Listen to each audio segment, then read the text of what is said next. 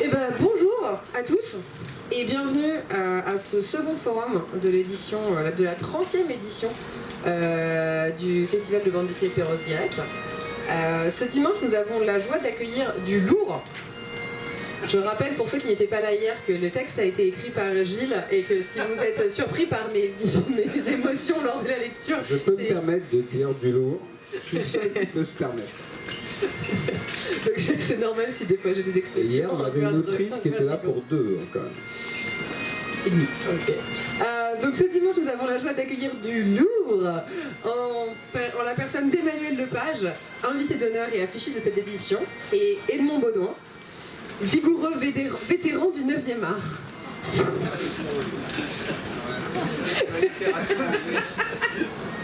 Ces deux grands auteurs viennent de publier, pour ceux qui ne le savaient pas, Au pied des étoiles, aux éditions Futuropolis, et c'est principalement de cet ouvrage que nous allons parler aujourd'hui ensemble, même si leurs carrières sont émaillées de bien des livres réussis. En préambule, nous vous annonçons tout de go que nous allons nous tutoyer. Alors ça tombe bien, on a déjà commencé hier et avant-hier, donc normalement vous ne devriez pas être traumatisés.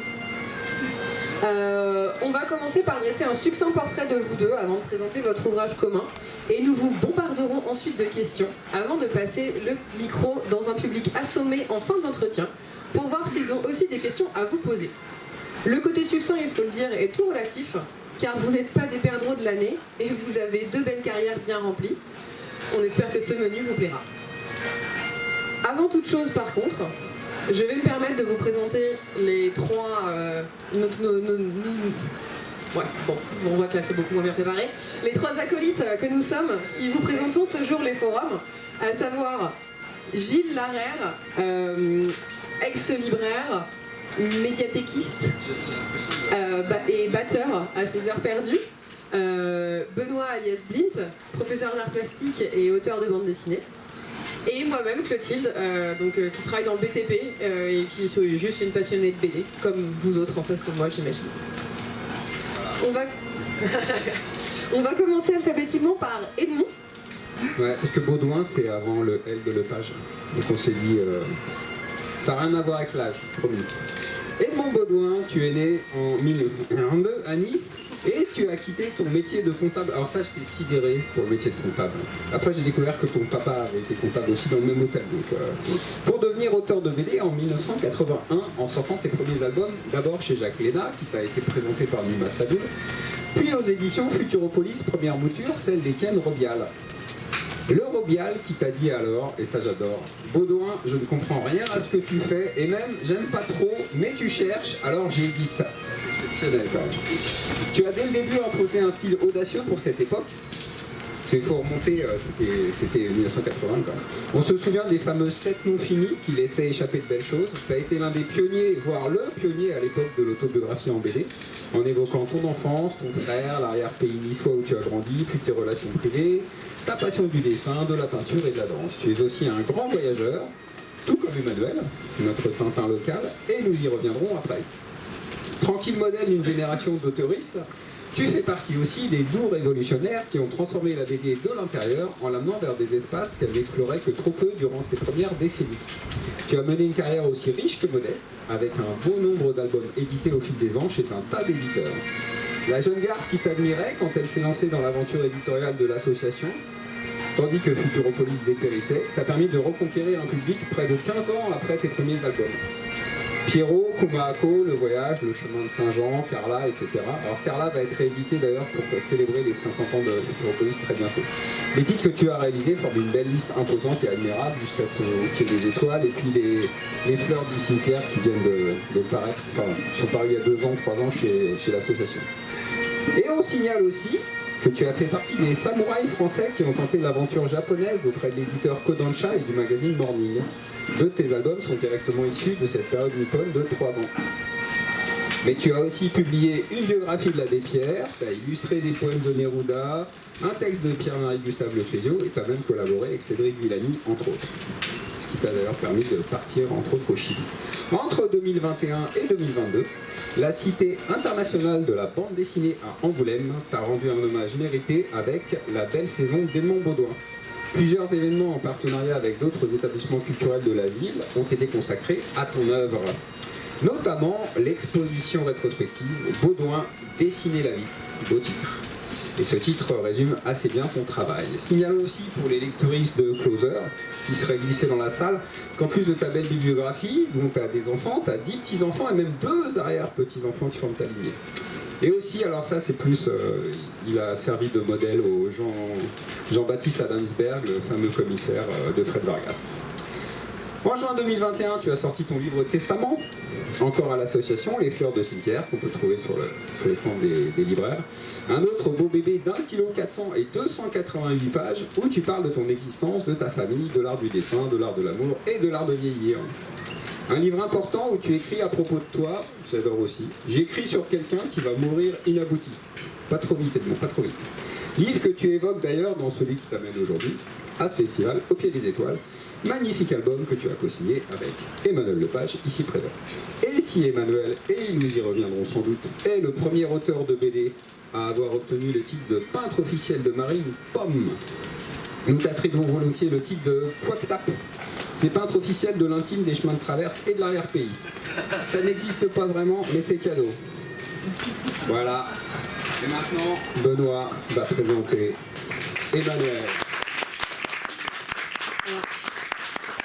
Je vais couper l'arbre sous le pied à Benoît pour l'instant. Edmond, est-ce que cette biographie était exacte? Exact. Oui, rien. Je suis toujours impressionné quand j'entends tout ce que j'ai fait. Voilà. Des fois, j'ai l'impression que c'est un autre. Mais c'est beau. Merci. Impec. Benoît. Alors Emmanuel, notre invité d'honneur, l'illustrateur de l'affiche de cette année, magnifique. Emmanuel fait l'objet d'une très belle exposition à la Maison des Trauilleros. Ceux et celles qui ne l'auraient pas encore vu, vous avez encore entre la fin de ce forum et la fin de ce festival, vers 18h, pour vous y précipiter, en navette ou à pied, pour vous régaler les rétines. Emmanuel, tu as déjà été pas mal de fois invité au festival, mais nous allons te présenter un petit peu quand même encore. Alors tu es né en 66 en Bretagne, et le mercredi 11 juin 1980, tu as 13 ans et tu rencontres Jean-Claude Fournier dans son atelier. Avec Pierre Joubert, il fait partie de tes guides. Rossi, Giraud, Brescia, Canif sont tes autres modèles. Tu étais aussi proche de René Follet, qui a collaboré avec Sophie Michel et toi sur 2 voyages en livre, les voyages de Jules et les voyages d'Ulysse. René Follet, voici ce qu'il pense de toi, et c'est magnifique. Emmanuel Lepage est un brasseur d'espace. Une quête, une paire d'yeux vigilants, une main magnifique, un cœur. Bon. Alors, ça c'est pour nous. Tu publies tes premiers récits très tôt et ta série Kelvin qui paraît chez Ouest France pour tes 21 ans. En 91, avec Dieter au scénario, tu lances la série Levé avec le style de dessin réaliste que tu travaillais à l'époque. En 2000, après la publication d'Alex Clément est mort, écrite par Delphine Rieu, tu pars en voyage durant près d'1 an. Je ne sais pas si je continue à parler de plus en plus fort ou je m'arrête là. Est-ce que vous entendez toujours, en fait? C'est ça la question. Je propose qu'on laisse passer le bagade et on reprend la biographie dans une petite minute ou deux. Le bagade s'est entraîné là-bas. Ils passent en dessous, mais ils vont aller plus loin. Ils sont en train de passer juste en dessous. Je pense qu'on peut les applaudir. Il faut savoir qu'ils ne peuvent pas marcher sans jouer.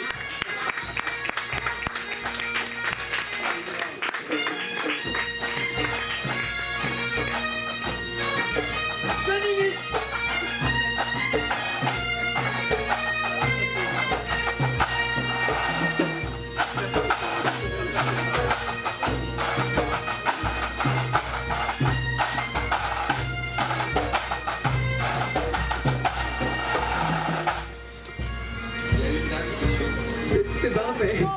C'est bon, Benoît, tu Tu peux reprendre. Nous nous excusons pour cette interruption momentanée de programme. Nous pouvons reprendre le programme habituel. Nous étions arrivés en l'an 2000 avec la publication d'Alex Clément est mort, écrit par Delphine Rieu. Tu pars au voyage durant près d'un an ensuite. À propos du voyage, tu as d'ailleurs déclaré « Ce que j'aime dans le voyage, ce n'est pas tant voyager que de voyager avec un carnet ». Ce périple fera l'objet de 2 carnets de voyage, justement, édités chez Casterman, Brésil et America, dont les textes sont assurés par Nicolas Michel, un auteur qui a, et ce n'est pas si courant, une sœur prénommée Sophie. Durant l'Angoulême 2008, tu t'arrêtes brusquement de dessiner en pleine dédicace à cause d'une grande douleur au bras gauche, douleur qui te tiendra éloigné de ta table à dessin durant 6 longs mois. Cauchemardesque, mais tu te permettras de résilier en changeant ta technique de dessin, en l'allégeant et en le modifiant. La Terre sans mal, écrit par Anne Cibran et publié chez Air Livre, avec La Terre sans mal, tu fais la rencontre de Claude Gendreau, ton éditeur, que tu suivras plus tard chez Futuropolis. En 2005, tu sors ton premier livre d'illustration, Les Voyages d'Anna, chez Daniel Maguin, avec Sophie Michel au texte, la sœur de Nicolas Michel, pour ceux qui suivent, ainsi que les 2 tomes de Muchacho chez Air Libre. En 2008-2009, ce sont Oh les filles, avec Sophie Michel au scénario, que ma fille Agathe avait adoré à l'époque. En 2008, à l'initiative de l'association des dessinacteurs, tu accompagnes courageusement l'aquarelliste Gilda Chassebeuf, c'est vrai qu'il a un sacré caractère, à Tchernobyl. Cela fera l'objet d'un premier ouvrage, réédité depuis par la boîte à bulles, puis d'un printemps à Tchernobyl, chez Futuropolis en 2012.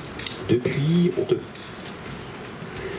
si on te passe au compteur Gégère, ça grésille toujours un peu. L'année d'avant, tu avais publié chez le même éditeur Voyage aux îles de la désolation sur un périple maritime vers les terres australes françaises à bord du Marion Dufresne.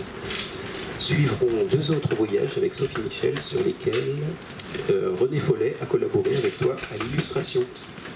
Ensuite, La Lune était blanche où tu navigues de nouveau, cette fois avec ton frère, le photographe François Lepage.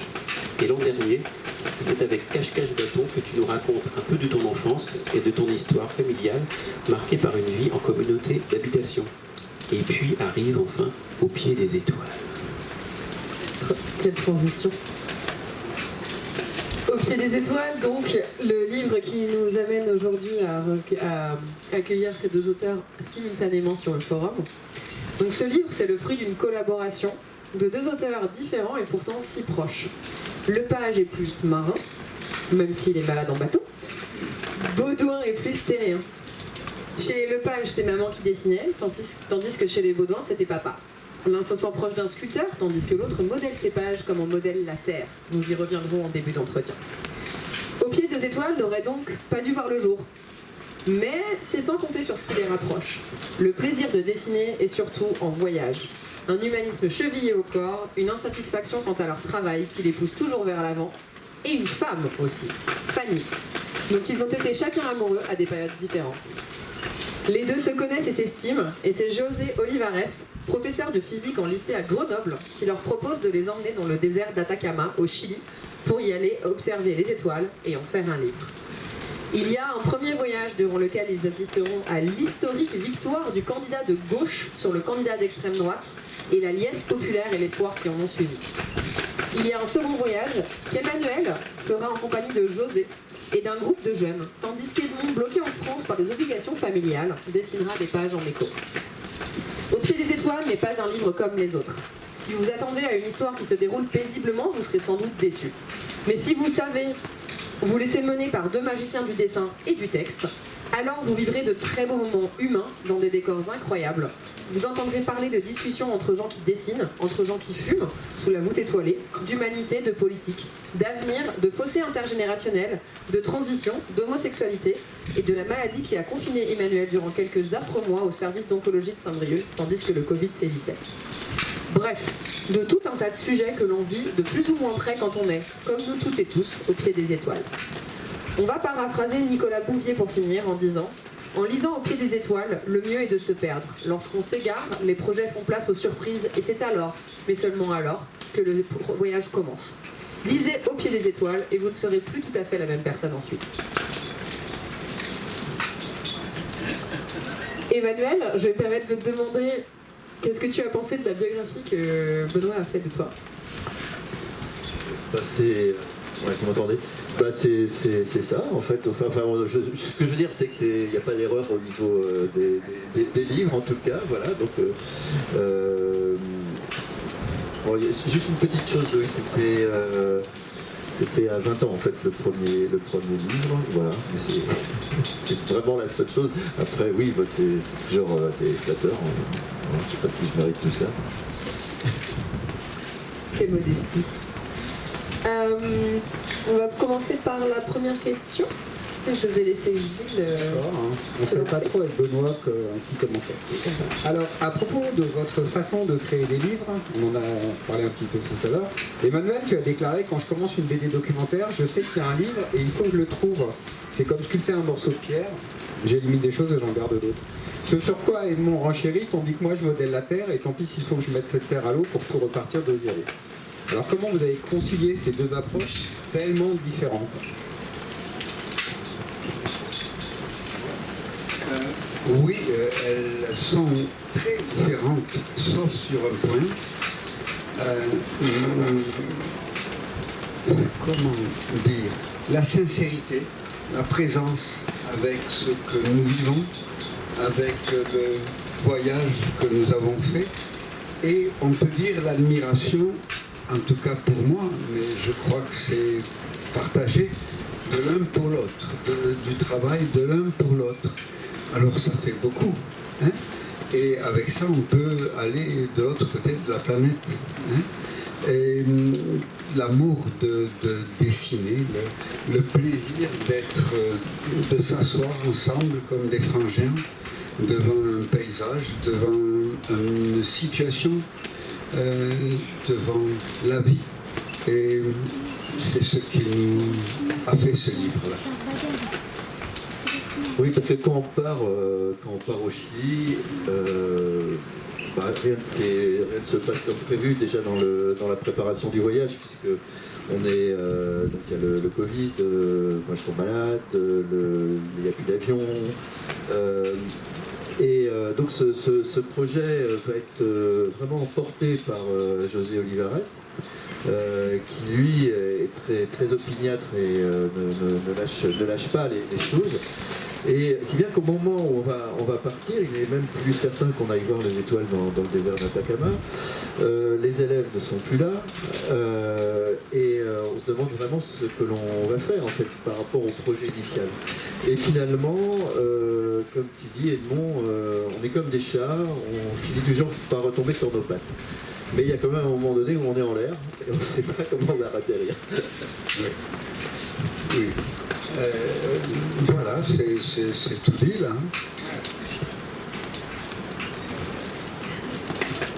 C'est à toi. Benoît, je vais te laisser rebondir. Bonjour. Tel le chat qui retourne sur ses pattes. Oui, voilà. Alors, il semblerait qu'Edmond fasse ses planches alors qu'il voyage, tandis que toi, Emmanuel, tu accumules les dessins dans les carnets pour les intégrer une fois rentrés. Pouvez-vous nous en dire un peu plus sur vos modus operandi respectifs? Oui, c'est vrai que c'est différent. Comment tu as dit modus operandi? Oh là là là là. Oui, ça c'est compliqué. C'est un professeur. Moi, il faut que la chose, je la vive et que ma main aille tout de suite sur le papier au moment où je le vis. Voilà. Et Emmanuel doit l'intégrer, le vivre avec, effectivement. Enfin, je parle à sa place. Mais... bon, voilà, je vais laisser Emmanuel dire, mais il faut... Comment dire? Je suis un perfectionniste, mais si je m'applique, ça ne sera pas mieux. Hein? L'application, pour moi, c'est de recommencer 15 fois la page. Mais ça n'est pas... c'est à la même vitesse. Hein? Je ne peux pas rester sur une page, même une journée entière. Hein? Il faut qu'elle soit finie dans la matinée, quoi, au plus grand. En prenant du temps, je reste une matinée sur une page. il y a un rapport direct avec... Il faut que ce soit physique, il faut que je danse, il faut que ma main, je ne peux pas. Ce n'est pas en m'appliquant que les choses vont se faire. C'est dans l'énergie, dans ce que je sens, de l'espace, du temps, de la seconde. C'est véritablement comme si on me donne un violon, le pinceau et l'archet, le violon et la page, et je fais quelques sons que je mets sur la page.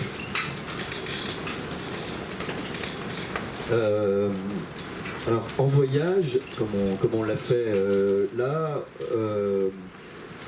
moi en général je fais des croquis, je fais pas de planches de bande dessinée pendant le voyage. Je pense que j'y arriverai pas en fait, tout simplement. Néanmoins, au cours de ce voyage, c'était des longues heures de voiture, hein, c'est très grand, Chili c'est très long, donc pendant que José, guidé par Selena, tenait le volant, Edmond et moi on était à l'arrière de la voiture et on réfléchissait au récit. Donc Edmond, toi tu faisais des pages, moi je faisais des croquis, je prenais des notes, puis j'essayais d'organiser un petit peu toutes ces pages que tu faisais, parce que même avant de partir, tu avais déjà fait une vingtaine de pages, donc il fallait intégrer dans le récit. Et donc c'était des longues heures de discussion pour savoir qu'est-ce qu'on allait raconter, comment. C'était des propositions voilà, de construction, de récit. Si bien que quand on est rentré, j'avais peut-être pas fait les pages, toi tu avais presque toutes les tiennes, mais on avait la structure du récit. On savait où on allait, on avait pratiquement le nombre de pages pour cette première partie du récit.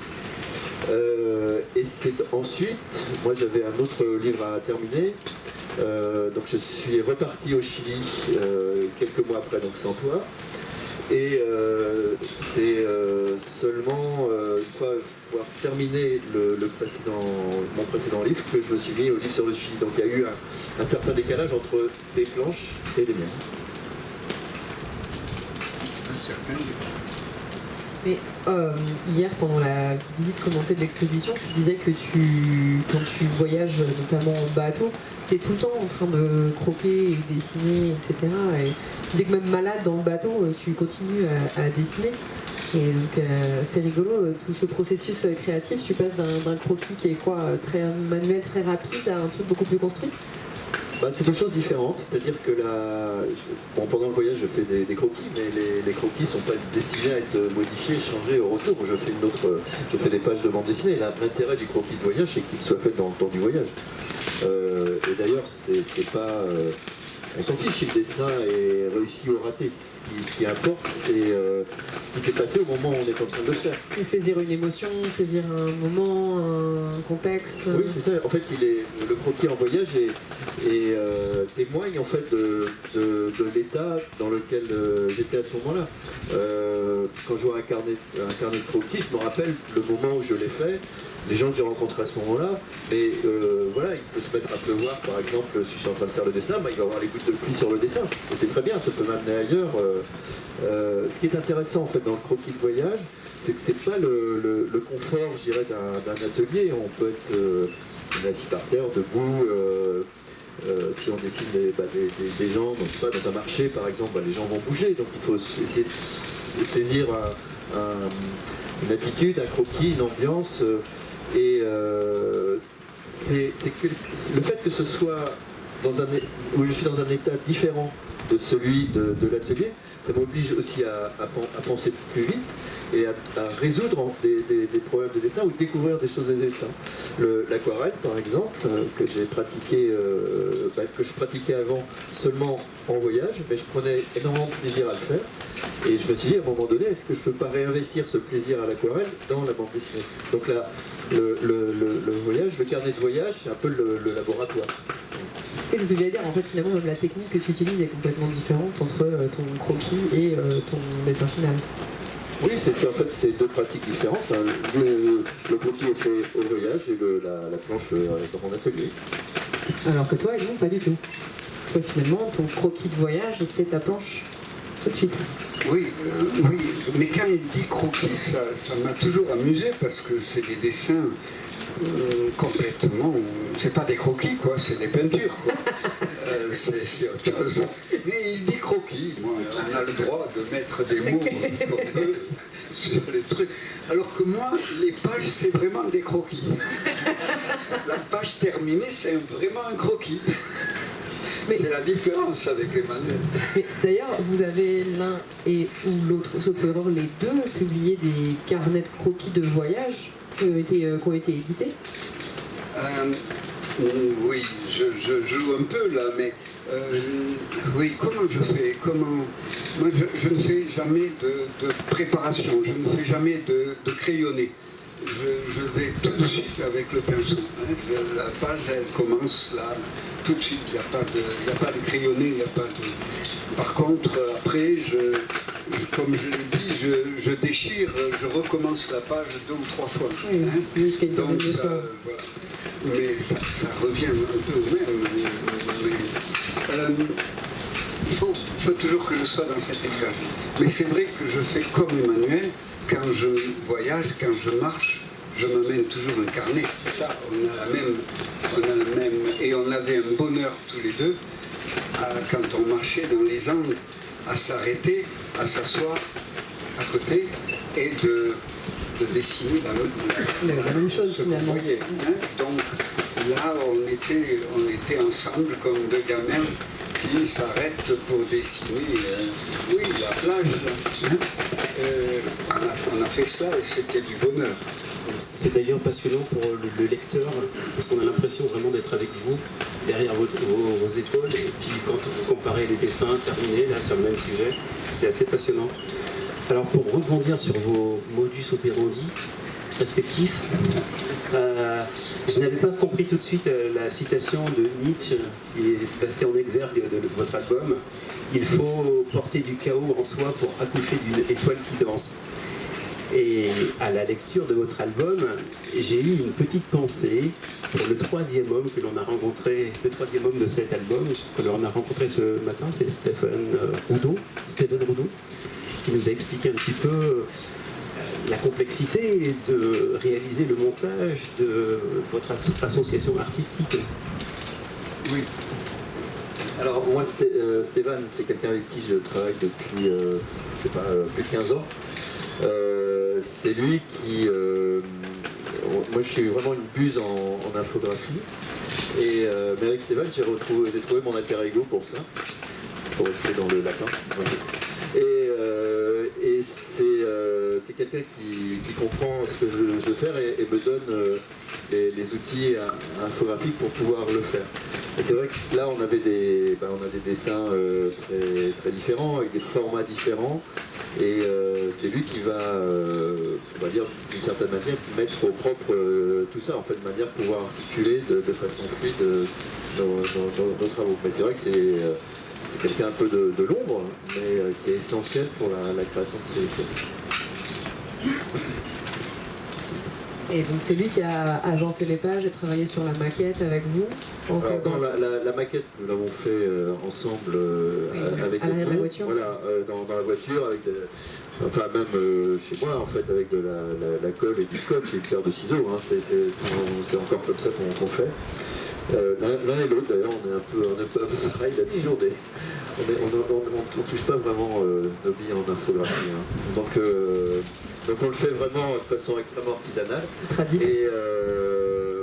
Et là, en fait, Stéphane va mettre les outils informatiques au service de cette maquette-là, mais il suit ce que l'on propose. D'accord. Oui, parce que pour ceux qui auront la chance ou qui ont eu la chance de voir l'exposition sur Emmanuel, on y voit le planning chemin de fer, enfin le chemin de fer la reconstitution d'un chemin de fer qu'on peut trouver dans ton atelier sur tes BD. Oui, alors ça c'est autre chose encore, c'est vraiment tout ce qui précède en fait la création d'un livre, j'essaie d'organiser à peu près en fait les différentes séquences, voir à peu près le nombre de pages que ça peut faire. En fait, j'ai besoin de visualiser en fait le livre avant de le faire. Voilà. Donc d'avoir tous ces petits post-it là vous permet d'avoir une vision globale sur le récit, voir un peu comment les choses se font. Mais l'avantage du post-it, c'est qu'on peut le déplacer tout le temps, le changer, le déchirer. Enfin, c'est vraiment quelque chose. On sculpte. Un squelette modèle, presque. Ouais, c'est un squelette, mais qui bougerait tout le temps en fait. Voilà, c'est plutôt ça. Et finalement, Je travaille différemment pour ce qui est de cela. Sur un livre, imaginons, de 200 pages, je travaille, je fais le chemin de fer pour les 20 premières pages. Et après, je ne sais pas où ça va. plus dans l'immédiateté finalement. Ben, je ne peux pas être dans... ce que je fais dans les 20 premières pages, c'est mettre le plus possible de richesse, de possibilités, de rebondir. Je cherche, parce qu'en vérité, j'écris avant. Hein, quand je dis 20 premières pages, j'ai écrit comme un livre avant, mais dont je tiens aucun compte, hein, mais de texte, pas d'images. Et puis, dans ce livre, je mets de la richesse des personnages, des rencontres. Et puis je fais 20 premières pages, mais bien sûr, j'ai écrit un livre que j'ai oublié et que j'ai jeté. Oui, et vous vous nourrissez l'un et l'autre beaucoup des rencontres que vous faites pendant le voyage. Finalement, dans le livre, on voit pas mal de moments où vous vous nourrissez d'histoires que des gens vous ont racontées dans le cadre du voyage et qui n'étaient pas là dans la construction, j'imagine, de base et qui se sont rajoutés. Non, mais il n'y a pas de construction de base en fait. Avant de partir, on ne sait pas. Une idée quand même. Voilà. Vous partez quand même sur une idée, quelque chose. Même pas en fait. Je crois que non, on ne sait pas. Ce livre, Ouais, non. on ne savait rien. Ah ouais. Et même pour les livres précédents, en fait, ce qui m'a aidé beaucoup aussi, pour finalement, si on travaille ensemble avec Edmond, c'est qu'aussi moi, ma pratique de la bande dessinée a beaucoup évolué en 40 ans. Et je pense que ce livre a été possible parce que mon dessin, mon approche de la bande dessinée a aussi beaucoup été modifiée. Quand j'ai rencontré Edmond il y a 30 ans, à Saint-Malo, moi je faisais une bande dessinée, on va dire, assez classique. C'était des livres de 46 pages, couleurs, je faisais une série. Donc c'était un univers narratif et graphique très différent. Mais ce qui m'intéressait chez Edmond, c'était justement que tu as reporté des terrains très très différents et qui finalement m'ont nourri. C'était pas de faire comme toi, mais c'était une autre pensée, une autre vision de la bande dessinée. Et ça m'a attiré dans le domaine, parce que évidemment il m'a fallu du temps pour évoluer, changer, grandir tout simplement.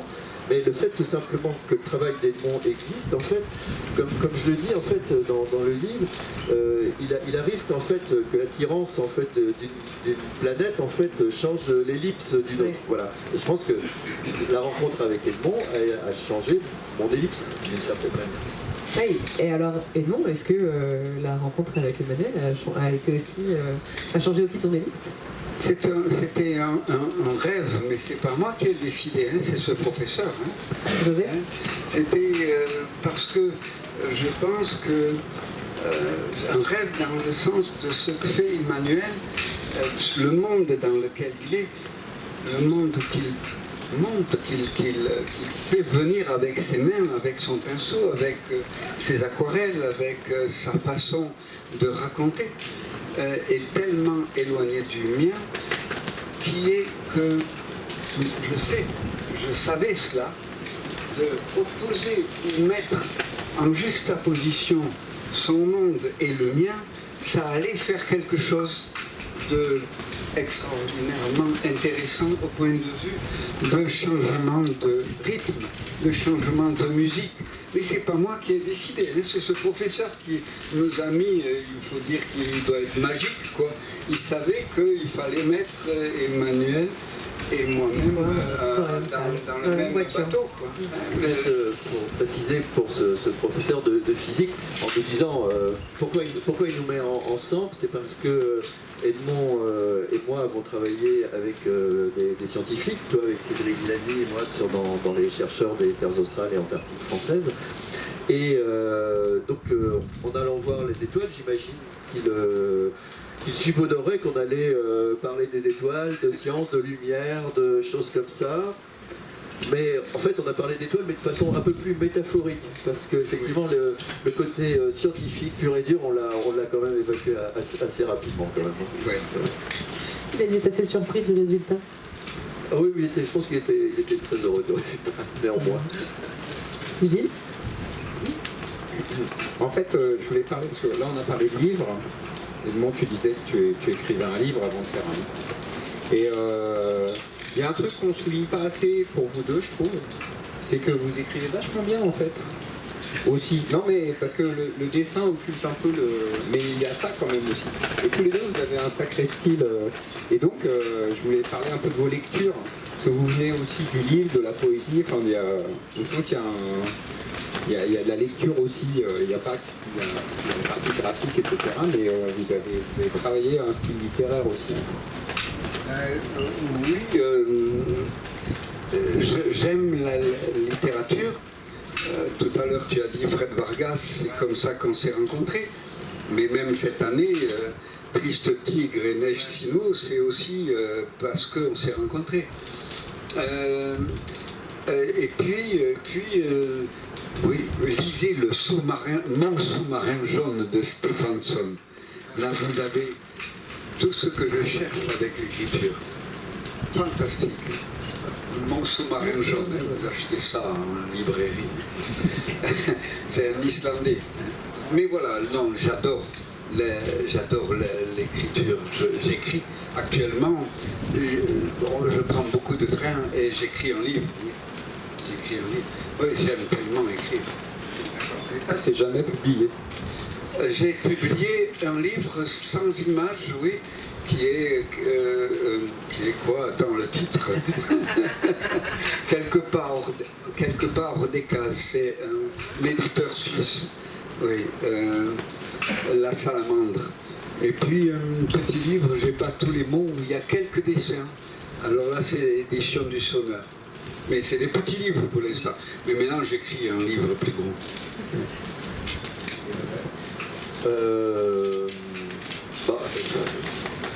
J'ai jamais pensé que je savais écrire. Mais non, en fait, je sais pas, je saurais pas écrire un roman comme fait non. Pour moi, l'écriture est indissociable du dessin, de la bande dessinée. En fait, le texte dit une chose, le dessin en dit une autre, et l'histoire est entre les deux. Mon écriture est une écriture faite pour l'image.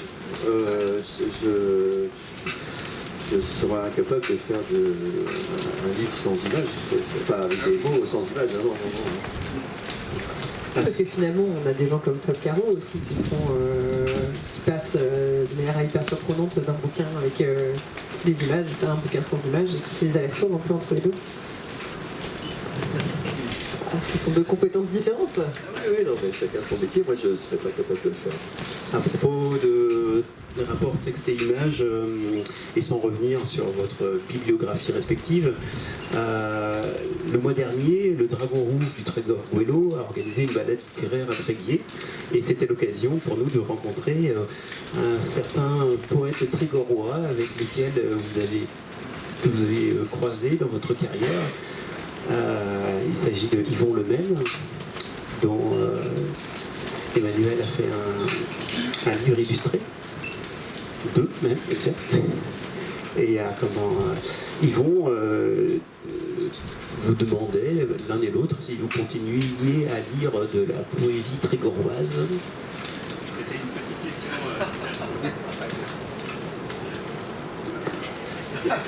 Oh, la question piège. Je peux répondre. Le truc est que ce qu'on a fait là, c'est de la poésie, quoi, hein. Donc oui, on lit de la poésie. Oui, c'est dans ma vie et je crois que c'est dans ta vie. Hein. Oui, ça fait partie de nos jours. Oui. Edmond, j'ai lu récemment un livre d'Edmond qui s'appelle La Bretagne sans permis. Où il mélange à la fois Yvon, pardon. Un livre que tu as oublié. Qui s'appelle donc d'Yvon Lemaine, qui s'appelle La Bretagne sans permis, qui est un livre qui raconte son épopée dans une voiturette avec un autre écrivain, Alexis Glohagen. Et je t'invite à le lire, c'est absolument excellent, c'est aux éditions West-France. Parce qu'il mélange à la fois la poésie, l'écriture. C'est toujours étrange, parce qu'avec Yvon, on dit poésie, ça peut faire peur, mais en fait c'est extrêmement accessible. C'est quelqu'un que vous connaissez certainement, qui se met en scène, qui fait beaucoup de spectacles, de lectures. Il chante également. Yvon, je le connais depuis très longtemps parce que quand j'habitais à Lannion, il était tout jeune, moi j'avais 10 ans, et Yvon il venait manger tous les mardis soirs à la maison chez mes parents, parce que c'était un peu les années de vache maigre, et je me souviens d'Yvon et mes parents fumant clope sur clope et en buvant de la grappe fleurie dans la cuisine. Voilà, donc ça c'est ma première image d'Yvon Le Maine. Donc ça crée quand même des liens, et puis bon, c'est recroisé de loin en loin, et Yvon est très, très ami avec mon père. Et ils sont voilà, donc un jour on a fait 2 livres ensemble, et depuis on se voit quand même très, très régulièrement. C'est toujours un grand plaisir, parce qu'il est très drôle, même s'il sourit jamais sur les photos. Ça il fait exprès parce que c'est quelqu'un de très souriant en fait. Mais voilà, il prend toujours la pause, donc je me fais un coup de vue là-dessus, mais il est c'est un type extraordinaire. Donc vous parlez vous avez finalement une influence l'un pour l'autre, et tu parles beaucoup des influences d'autres personnes. Y a-t-il d'autres personnes comme ça que vous avez rencontrées qui vous ont inspiré dans vos carrières l'un et l'autre, qui seront très marquants? Je sais que toi tu parles facilement de ta rencontre avec Jean-Claude Fournier. Il y a une grande quantité de personnes qui m'influencent tout le temps. Oui. Puisque je parle toujours de livres, là, Stephenson, là je lis Damasio, le dernier livre, Oui. la vallée de la silicone, là. Waouh, je note, je barre, je prends. Oui, bien sûr, je suis toujours influencé, tout le temps. Et par Emmanuel et par tous. Oui, on se nourrit beaucoup de toutes les rencontres que l'on fait. C'est vrai que pour moi, des rencontres essentielles, j'en parlais hier, ça a été celle de Jean-Claude Fournier, qui est là, et qui était le dessinateur de Spirou à l'époque, que moi j'ai rencontré à 13 ans. Donc ça a été essentiel pour moi, même si j'ai un dessin qui est très très différent du sien et qu'on n'a pas du tout les mêmes univers. C'est celui qui, je dirais, m'a fait confiance le premier, qui m'a fait comprendre que c'était peut-être possible de faire de la bande dessinée un métier.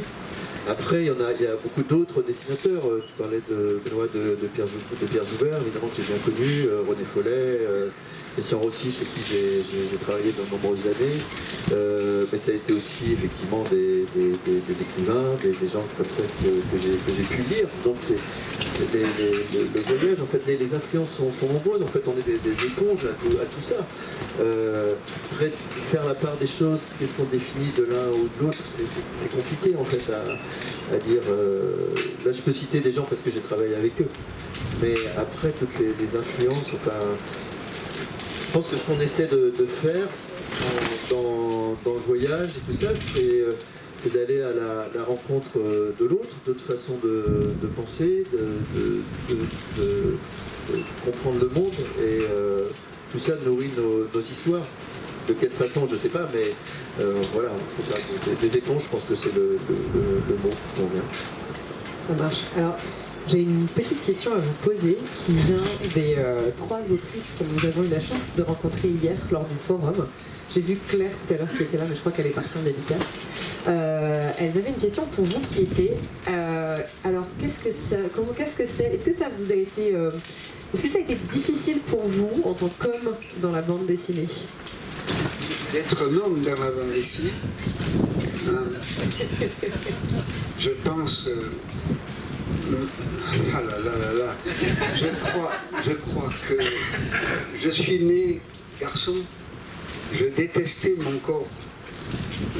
Quand j'ai découvert que mon sexe était ça. Et puis après, des dames ont trouvé ça bien. Et je suis devenu un homme. Voilà. Il y en a qui disent qu'ils deviennent une femme. Je suis devenu un homme. Et j'aime bien cette situation. Et le rapport avec la bande dessinée? Dans la bande dessinée, j'essaie je suis influencé par ce qui se passe quand on vieillit, quand on devient vieux. Hein, j'ai 82 ans. Qu'on a vu avant, quand on faisait l'amour, il fallait se retirer, et puis il fallait aller en Angleterre pour avorter. Hein. Et puis le MLF, j'ai participé au MLF. Hein. Je promenais à Nice avec des cannes. J'étais le seul garçon avec des cannes et au bout un Tampax peint en rouge. Hein. Voilà, un truc. Voilà, j'ai fait tout cela et puis j'ai vu les cernus et puis maintenant on est habillé de pied en cap. Quand on vit longtemps, on voit des différences comme ça, des passages. Et c'est beau ce qui se passe aujourd'hui de ce mouvement qui défend le MeToo et tout cela. Et j'espère que ça n'est pas qu'un passage, mais il y a quelquefois une exagération là-dedans qui va avoir des retours et je me fais presque du souci des fois pour le retour, parce que j'ai vu tout cela. Et, alors, le progrès, je ne sais pas, le progrès humain, hein, depuis les hommes de caverne, je ne sais pas où est le progrès. Je parle médecine, oui, on est allé dans les étoiles, oui, mais on meurt toujours, hein, et c'est bien. Et donc, on est d'une femme et un jour on meurt. Qu'on soit fille ou garçon, on est d'une femme et un jour on meurt. Et on se débrouille avec ça dans la vie. Hein, et voilà, on remplit l'espace entre la naissance et la mort en essayant d'être pas trop mal. Alors après, la femme, l'homme, là-dessus, chacun fait comme il peut. Vraiment, c'est pas si j'avais une solution, j'écrirais un livre. Hein, ça serait plus que la Bible. Hein, si je voyais une solution de comment vivre, hein, en étant homme ou en étant femme, ou en étant changement de possibilités avec le sexe, pourquoi pas. Mais tout cela me laisse quelquefois rêveur. Hein, de toute manière, on meurt. Alors, il faut se démerder. C'est finalement ce qui fait que la vie est beau, c'est que la vie est belle, c'est qu'elle termine un jour. Et... Ah oui, absolument. C'est un chemin. Hein, et puis le chemin un jour s'arrête. Comment on marche dans ce chemin? Marcher d'une manière la plus élégante. J'aime pas le mot élégant costume, mais la plus élégante possible, avec sa tête, avec sa manière de marcher dans la vie. C'est tout ce qui est intéressant. Ce qui est important, c'est pas la destination, c'est le voyage. C'est le chemin. Le chemin. Emmanuel, est-ce que c'était dur d'être un homme dans la bande dessinée? Oui, merci de reposer la question. J'espère vraiment qu'on pourra diffuser cette vidéo et que Aude et Claire la verront. J'ai essayé de, comment dire, d'être plus concis que... c'est vrai que moi, quand j'ai commencé dans la bande dessinée, il y avait très peu de femmes. Les lecteurs, c'était surtout des garçons, des hommes. Je pense pas que je me posais tout simplement la question du genre pour savoir qui faisait des bandes dessinées. Pour moi, c'était tout simplement c'était un désir de raconter des histoires, mais je pense que c'était pas ce type de question que je me posais à ce moment-là.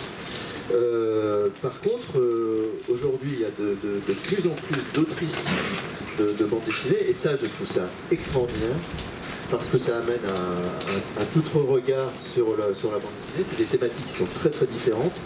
Et c'est vrai qu'on a parlé un peu avec les organisateurs, Jérémy, Nicolas du festival, j'ai demandé à ce qu'il y ait des autrices, parce que c'était pour moi bien représentatif aussi de ce qu'est la bande dessinée. Et je pense que c'est des choses qu'il faut affirmer aussi, montrer qu'il y a une autre bande dessinée qui existe, il y a d'autres thématiques. Et voilà, c'était... si un engagement, il est là-dedans, c'est de donner si j'ai la possibilité, de donner cette visibilité. Alors, on en parlait tout à l'heure avec Claire en déjeunant. Elle nous disait qu'il y a quelques années, je pense que c'était à Angoulême, elle n'était pas certaine, il y a eu un petit test qui a été fait où il était présenté une vingtaine de planches de bandes dessinées, de différentes bandes dessinées, et il était demandé aux gens de deviner si c'était des hommes ou des femmes qui avaient dessiné ces planches. Et en fait, apparemment, alors je pense qu'il y a peut-être un petit biais au niveau du choix des planches, mais beaucoup de gens se sont trompés en disant ah bah ça c'est sûr c'est un mec qui a fait cette planche, et en fait non, c'était une nana, et vice versa. Donc finalement tu dis que les thématiques abordées sont différentes, certaines oui, d'autres non. Finalement des carnets de voyage, il y en a fait par des hommes, il y en a fait par des Peut-être femmes. qu'ils ne savent pas regarder les dessins, parce que moi quand je vais dans une classe d'enfants aujourd'hui, donc d'enfants d'aujourd'hui, élevés par des parents d'aujourd'hui, et je vois les dessins, je sais tout de suite si c'est une petite fille ou un petit garçon. Ça va pas. Bon, donc peut-être dans l'avenir, dans un avenir, mais enfin mon œil sait voir. Ok. On va devoir clôturer. Ah non, Gilles, tu as une dernière question? En fait, oui, c'est parce qu'on voulait parler de l'autre grand homme de ce livre. Puis il y a vous deux, il y a un peu Steven Rudeau évidemment. Et puis il y a Claude Gendreau quand même, parce que c'est ton éditeur, comme tu dis. J'ai trouvé l'éditeur que tout auteur souhaite un jour de rencontrer, ça c'est ce que tu dis. Tu as travaillé avec lui depuis 1999. Et ce livre, c'est le dernier qu'il a publié avant son départ en retraite, qui va avoir lieu d'après Steven en juillet, un truc comme ça. Et ça a dû être un moment particulier pour toi, puis peut-être aussi pour Edmond, qui ne le connaissait pas forcément. Et est-ce que vous pouvez nous dire un petit mot quand même sur Claude, qui était un grand bonhomme du métier, quoi? Je ne vais pas dire grand-chose, mais j'ai rencontré Claude il y a longtemps, Métal Hurlant, et puis après Dupuis. On avait quelque chose en commun, on était un peu communistes. Mais voilà. Alors, pour ce livre avec Edmond, Claude s'est mis un petit peu en retrait parce qu'il sentait bien aussi que c'était surtout entre nous en fait que ça se faisait. Mais par contre, pour tous les livres précédents, depuis donc 1996 en fait, que je connais Claude, ça a été une rencontre essentielle et vraiment déterminante. Il a été déterminant dans le sens où jusqu'à la Terre sans mal, je travaillais avec des scénaristes parce que je me sentais absolument incapable d'écrire une histoire. Mais j'avais néanmoins ce désir de revenir, parce que bon, j'écrivais mes histoires quand j'étais adolescent, mes 2 premiers albums de BD, j'ai fait l'histoire. Mais après, je me rendais compte que j'étais pas du tout au point. En fait, j'ai eu un gros doute, et puis les éditeurs me proposaient de travailler avec tel ou tel scénariste tout le temps. Et j'ai un jour dit ça à Claude, je lui ai dit, en fait, j'aimerais bien un jour essayer d'écrire mes propres histoires.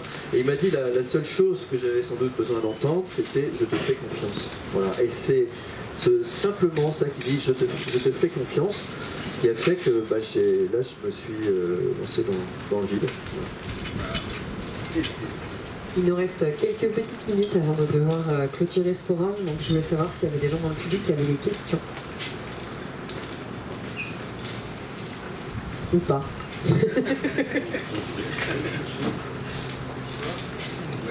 Sinon, si vous n'avez pas de questions, on peut quand même vous demander. Toi, Edmond, tu viens de sortir les... Ah, il y a une question. Et il a plus de voix. Mais on a un micro. C'est monsieur Nicolas. Ouais, bonjour, ce que je voulais savoir, c'est que vous avez été influencé par des auteurs comme Jean-Claude Fournier, par exemple. Et est-ce que vous influez sur des jeunes auteurs? Est-ce qu'il y a du relais aussi vers des jeunes auteurs? Et si oui, lesquels? Ça je sais pas. Ça m'amuse de temps en temps de voir dans des bandes dessinées des gens qui ont pu s'inspirer d'un de mes dessins. Ça c'est toujours très plaisir en fait.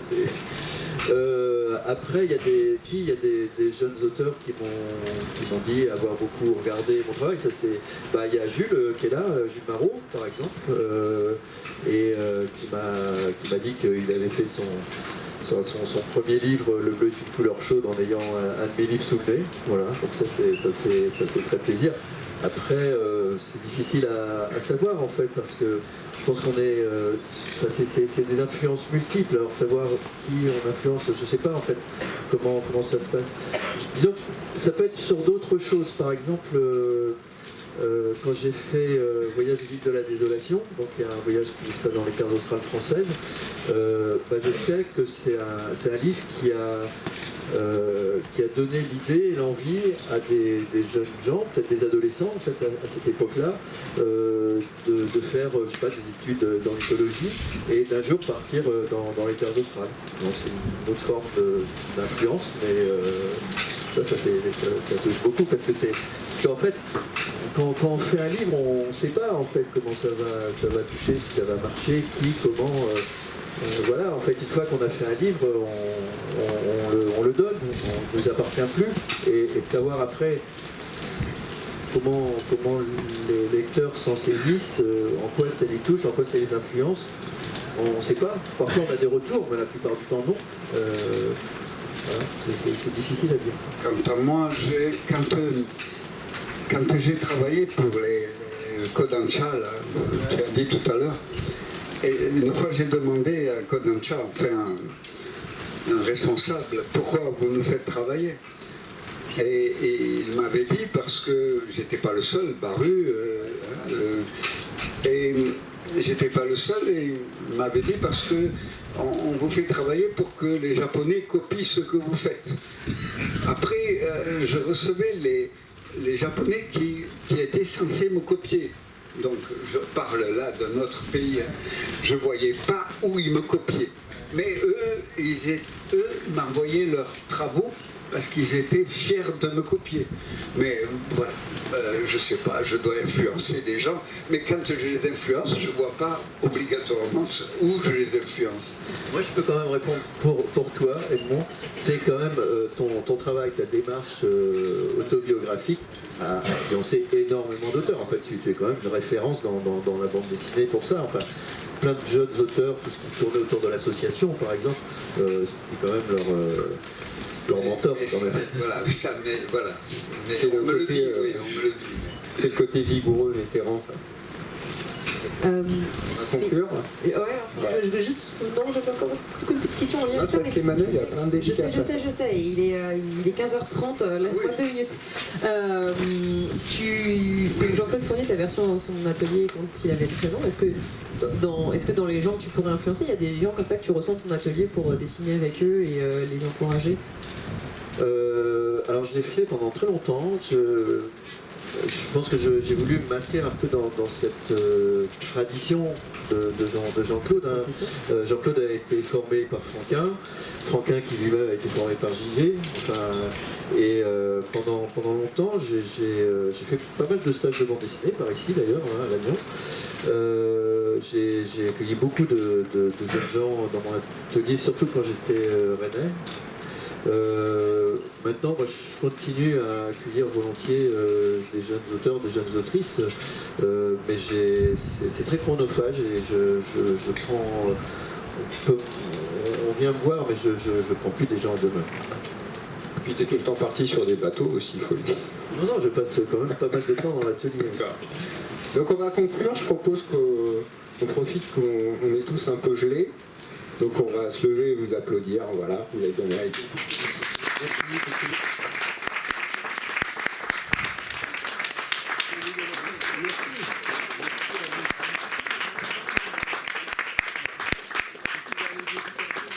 Et puis pour clore et conclure cet entretien, j'aimerais citer Edmond Baudouin dans Au pied des étoiles, qui pose la question: qu'est-ce qu'un voyage? Une trace dans le paysage, une trace en nous. Messieurs, c'est en chacun et en chacune de vos lecteurs et lectrices que vous avez laissé une trace, et ce depuis bien longtemps, et nous vous en remercions sincèrement. Merci.